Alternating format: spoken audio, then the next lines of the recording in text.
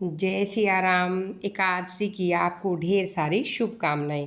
कामता एकादशी के दिन भगवान विष्णु और माता लक्ष्मी की पूजा अर्चना की जाती है। साथ ही उनके निमित्त एकादशी व्रत रखा जाता है। कामदा एकादशी का व्रत करने से साधक को 100 यज्ञों के बराबर पुण्य मिलता है। प्रत्येक वर्ष चैत्र माह के शुक्ल पक्ष की एकादशी तिथि को कामदा एकादशी मनाई जाती है। इस साल 19 अप्रैल को कामदा एकादशी पड़ रही है। इस दिन भगवान विष्णु के साथ माता लक्ष्मी की पूजा होती है। इस साल यह व्रत 19 अप्रैल के दिन रखा जाएगा। धार्मिक मान्यताओं के अनुसार इस व्रत को करने पर पापों से मुक्ति, कामदा एकादशी को मोक्ष प्राप्ति की एकादशी भी कहते हैं। धार्मिक मान्यता है कि कामदा एकादशी का व्रत करने से व्यक्ति को 100 यज्ञों के बराबर फल मिलता है। साथ ही ब्रह्म वैद दोष से छुटकारा मिलता है। इसके अलावा व्यक्ति द्वारा किए गए सभी पाप धुल जाते हैं। कामदा एकादशी पर आराध्या श्री हरि विष्णु की पूजा करते हैं। कामदा एकादशी की शुभ मुहूर्त और तारीख जान लेते हैं। चलिए, चैत्र माह के शुक्ल पक्ष की एकादशी तिथि 18 अप्रैल की शाम 5:31 से शुरू होगी और अगले दिन 19 अप्रैल को शाम 8:04 पर समाप्त होगी। ऐसे में उद्या तिथि के चलते 19 अप्रैल को कामदा एकादशी मनाई जाएगी।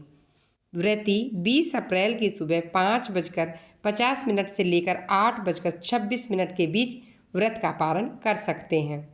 एकादशी के दिन सुबह उठकर नहाने के बाद साफ कपड़े पहने जाते हैं। इसके बाद भगवान विष्णु को याद करते हुए व्रत का संकल्प लें। पूजा करने के लिए लकड़ी की चौकी पर लाल कपड़ा बिछाकर भगवान विष्णु की प्रतिमा स्थापित कर लें। इसके बाद प्रतिमा के सामने एक लोटे में जल, अक्षत, तिल और रोली डालकर रखें। भगवान विष्णु को भोग में फल, दूध, फूल, पंचामृत और तिल अर्पित करें। इसके बाद घी का दीपक जलाएं। मन में श्री हरि और माँ लक्ष्मी का स्मरण करते रहें।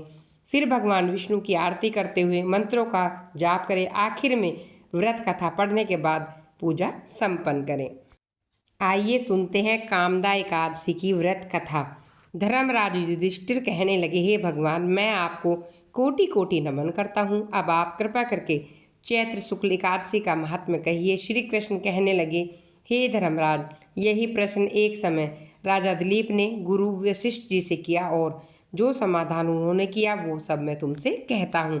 प्राचीन काल में भोगीपुर नामक एक नगर था। वहाँ पर अनेक ऐश्वर्य से युक्त पुंडरीक नाम का एक राजा राज्य करता था। भोगीपुर नगर में अनेक अप्सराएं, किन्नर तथा गंधर्व वास करते थे।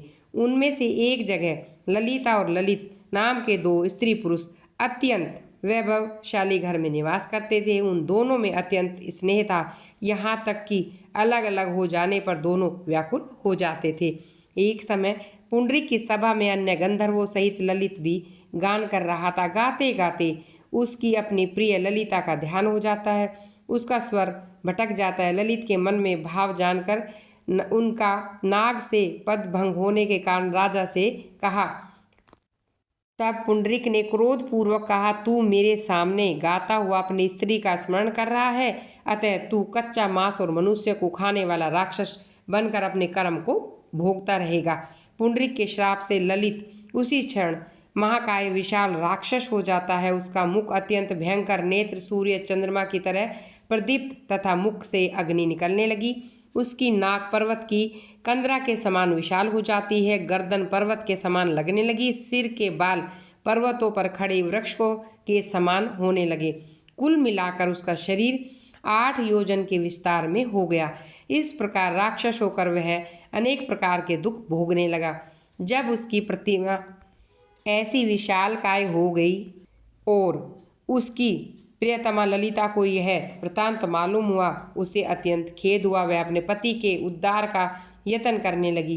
वह राक्षस अनेक प्रकार के घोर दुख सहता हुआ वनों में फिरने लगा। उसकी स्त्री उसके पीछे पीछे जाती, विलाप करती।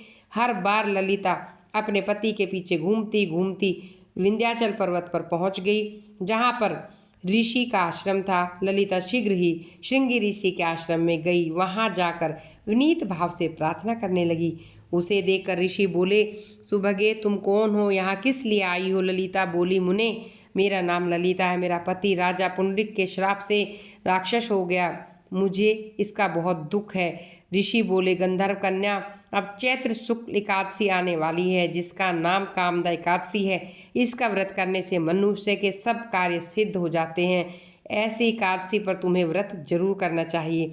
मुनि के ऐसे वचन सुनकर ललिता ने चैत्र शुक्ल एकादशी आने पर उसका व्रत किया। द्वादशी को ब्राह्मणों के सामने अपने व्रत का फल अपने पति को देते हुए भगवान से इस प्रकार प्रार्थना करती है, हे प्रभु, मैंने जो भी व्रत किया है इसका फल मेरे पति को मिल जाए, जिससे वह राक्षस योनि से मुक्त हो जाए। एकादशी का फल देते ही उसका पति राक्षस योनि से मुक्त होकर अपने पुराने स्वरूप को प्राप्त हुआ। फिर अनेक सुंदर वस्त्र आभूषण से युक्त होकर ललिता के साथ विहार करने लगा।